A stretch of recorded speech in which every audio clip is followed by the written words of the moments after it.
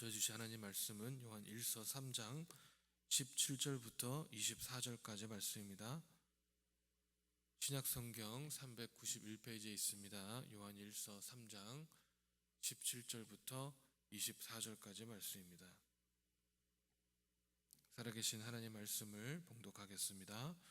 누가 이 세상의 재물을 가지고 형제의 궁핍함을 보고도 도와줄 마음을 닫으면 하나님의 사랑이 어찌 그 속에 거하겠느냐.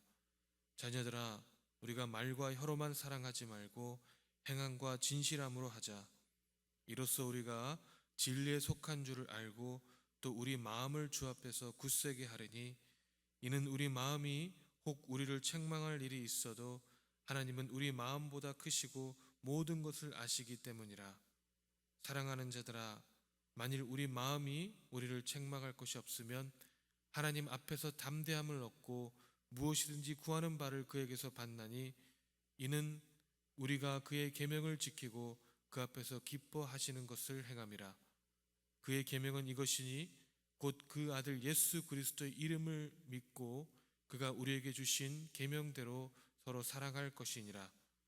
그의 계명을 지키는 자는 주 안에 거하고 주는 그의 안에 거하시나니, 우리에게 주신 성령으로 말미암아 그가 우리 안에 거하시는 줄을 우리가 아느니라. 아멘. 이 마틴 루터가 이런 말을 했다고 합니다. 우리 믿음 생활에는 세 가지 변화가 필요하다. 마음의 변화, 정신의 변화, 그리고 지갑의 변화이다. 이 재미있지 않나요? 우리가 하나님 앞에서 이 올바른 신앙생활을 하기 위해서는 우리의 몸과 마음의 변화뿐만 아니라 우리의 생활 소비 방식도 바뀌어야 된다는 것입니다. 왜냐하면 우리가 돈을 어디에다 소비를 하느냐가 우리의 마음, 우리의 중심을 잘 드러내기 때문에 그렇습니다. 많은 분들이 알고 계시겠지만 이 돈이 많은 나라나 개인들이 그렇지 못한 나라나 개인들보다 더 행복하지 못하는 경우가 많습니다. 이 2015년도에 미국 여론조사인 이 갤럽이 조사한 이 세계에서 가장 행복한 나라 1위는 89점을 얻은 파라과이였고요. 2위는 콜롬비아와 에콰도르, 과테말라가 공동으로 차지했고, 온두라스, 파나마, 베네수엘라가 공동 3위로 꼽혔다고 합니다. 반면에 GDP 최대 나라인 미국은 13위였고 한국은 118위라고 합니다. 참으로 아이러니한 것 같습니다. 이 성경에는 이 재물과 이 탐심에 대한 경고가 참 많이 있는데요. 이 마태복음 6장 19절에 너희를 위하여 보물을 땅에 쌓아두지 말라. 거기는 좀과 동록이 해하며 도둑이 구멍을 뚫고 도둑질을 하느니라고 경고하시고, 또 누가복음 12장 15절에는 그들에게 이르시되 삼가 모든 탐심을 물리치라. 사람의 생명이 그 소유에 넉넉한 데 있지 아니하라고 말씀하고 있습니다. 그리고 누가복음 6장 24절에는 직접적으로 부유한 자에게 화 있을 것이라고 말씀하시고, 또 나아가서 마태복음 6장 24절에 너희가 하나님과 재물을 섬기지 못하니라고 말씀하시면서 예수님께서는 이 재물과 이 하나님을 비교함으로 어떠한 영향력을 할 수 있는, 이 재물을 영향력을 행할 수 있는 이 파워로 보시고 있습니다. 이 리처드 파스터이라는 박사님께서 쓰신 이 Money, Sex, Power이라는 책을 보면 돈은 영적인 영향력이 있다라고 이야기하고 있습니다. 이렇듯이 우리는 이 재물에 대해 나쁜 점, 이 재물에 대해서 부정적인 면을 참으로 자주 듣게 됩니다. 그런데 우리가 성경을 자세히 살펴보면 이 성경에서 이 재물에 대해서 이야기할 때 이 대부분 재물에 대한 직접적인 부정적인 견해이기보다는 재물을 우리 자신만을 쌓아두는 것에 대한 경고인 경우들이 대부분입니다. 우리가 가진 부를 우리가 가진 우리의 자신 혹은 우리의 가족들만 위해 사용될 때 하나님께서는 이 재물을 아주 부정적으로 말씀하시지만 오히려 재물이 다른 이들 혹 많은 사람들을 위해 사용될 때는 오히려 칭찬하시는 것을 우리가 볼 수가 있습니다. 이 누가복음 19장 1절부터 10절까지 이 삭개오라는 인물이 나옵니다. 이 사람은 이 텍스를 걷는 세간인데요, 그냥 세간도 아니고 세간 중에서도 가장 높은 세간장이고 부자였다고 나옵니다.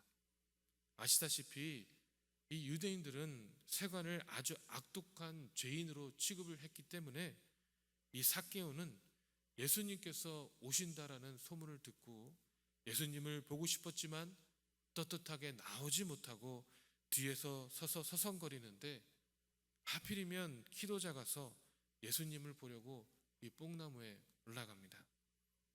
그런데 놀랍게도 예수님께서는 이 죄인인 삭개오의 집안에 묵겠다고 하시니 이 삭개오는 너무 기뻐서 8절에 이야기하기를, 주님, 제 재산의 절반을 가난한 사람들에게 나누어 주겠습니다. 그리고 제가 남의 것을 뺏은 것이 있다면 4배로 갚겠습니다 라고 말을 합니다.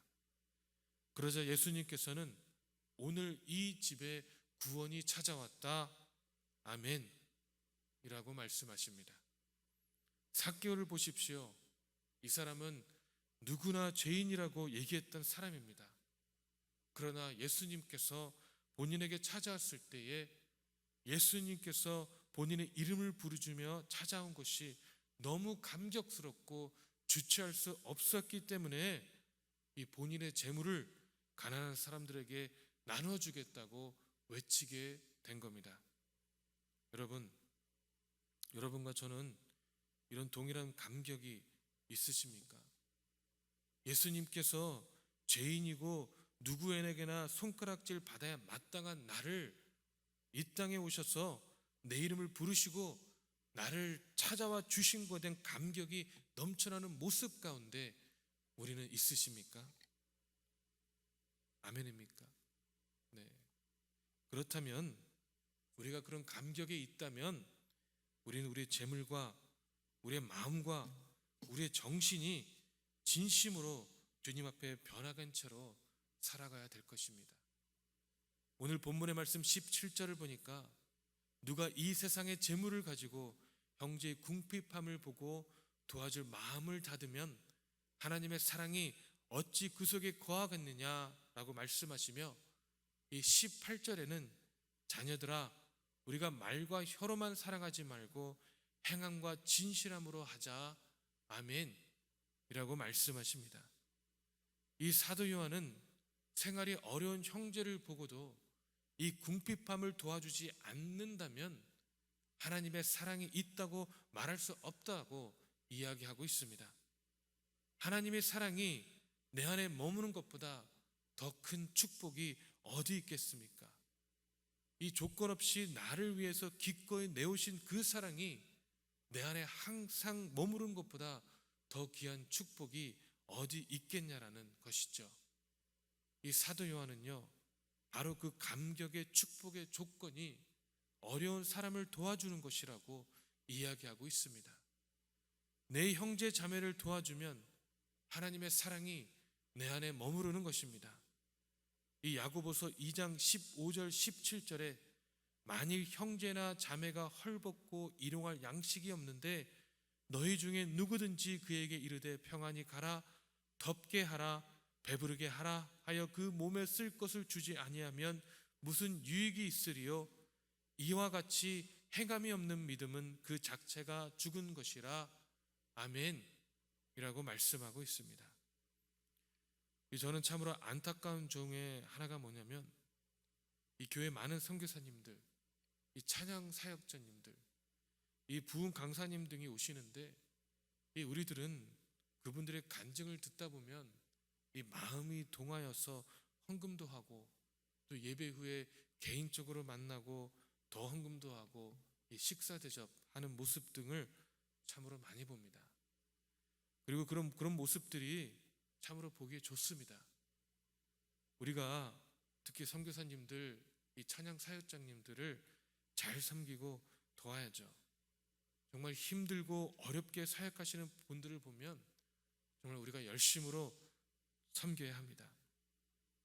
그런데 여러분, 우리는 그러한 분들에게는 이 마음이 참 잘 통하는데 정작 우리 주위에 혹은 우리 교회 안에서 이 어렵고 힘들게 있으신 분들에게 마음을 통하여 헌금을 하거나 섬기는 모습이 참으로 부족한 것들을 많이 느낍니다. 선교 헌금 당연히 해야 됩니다. 그런데 우리가 먼 타국에서 어렵게 사역하시는 분들에게 헌금을 해야 하지만 또 바로 내 옆에서 힘들고 지쳐서 낭망하고 넘어져 있을 수 있는 우리 형제 자매들을 위해서도 우리가 역시 물심양면으로 도와야 합니다. 왜냐하면 바로 그 형제, 바로 그 자매가 우리에게 오신 예수님이기 때문에 그렇습니다. 하나님께서는 마태복음 25장 45절에 지극히 작은 자 하나에게 하지 아니한 것이 곧 내게 하지 아니하는 것이라고 말씀하고 있습니다. 어쩌면 우리 주위에서 항상 마주치기 때문에 혹은 우리의 마음이 강팍해져서 소홀히 여길 수 있는 이 지극히 작은 자가 바로 우리 예수님일 수 있습니다. 오늘 우리 말씀 19절을 보니 우리가 지극히 작은 형제에게 가난하고 힘들고 지쳐있는 사람들을 도와줄 때에 이로써 우리가 진리에 속한 줄을 알고 또 우리 마음을 주 앞에 굳세게 하리니 아멘 이라고 말씀하고 있습니다. 여러분, 우리는 그 열매를 보고 그 나무가 좋은 나무인지 나쁜 나무인지를 판단하게 됩니다. 하나님을 믿는 우리들 역시 우리 삶 가운데 있는 열매를 보고 우리가 하나님 안에 있는지 밖에 있는지 판단할 수 있습니다. 이 진실로 하나님을 사랑한다면 이 사랑의 열매를 맺을 것이고, 그렇지 않는다면 우리는 아직 미숙한 신앙 혹은 거짓된 신앙을 가지고 있는 것일 수도 있습니다. 이 잠언 11절 25절에 구제를 좋아하는 자는 풍족하여질 것이요 남을 윤택하게 하는 자는 자기도 윤택하여지리라 아멘 이라고 말씀하셨습니다. 여러분, 우리는 분명한 사랑의 실천자가 되어야 합니다. 그리고 우리는 우리 하나님께서는 절대 우리의 수고와 사랑을 허투루 보지 않으십니다. 분명히 우리의 삶에서 갚으십니다. 오직 주님의 사랑을 실천하시는 저 여러분 되시길 주님의 이름으로 축원합니다. 기도하겠습니다. 사랑의 하나님, 우리가 우리 형제 자매의 어려움과 아픔을 보고도 그냥 지나치고 말았다면 아버지 오늘 용서하여 주시옵시고, 우리 마음속에 아버지 우리가 그들을 위해서 더욱더 기도하며 물신양면으로 섬길 수 있는 우리가 될 수 있도록 축복하시고 인도하여 주시옵소서. 우리의 삶이 분주하기 때문에 우리의 삶도 참으로 힘들고 어렵기 때문에 아버지 어쩌면 우리가 너무나도 쉽게 지나칠 수도 있습니다. 우리의 마음의 삶의 분주함으로 강팍해져 있기 때문에 어떻게 보면 우리가 간과하고 지나칠 수도 있습니다.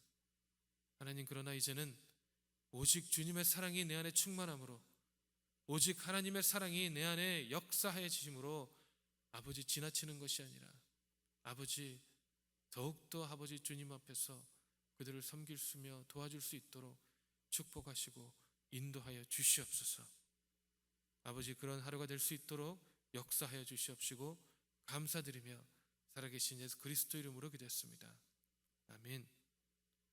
하늘에 계신 우리 아버지여, 이름이 거룩히 여김을 받으시오며 나라의 임합시며 뜻이 하늘에서 이루어진 것 같이 땅에서도 이루어지리이다.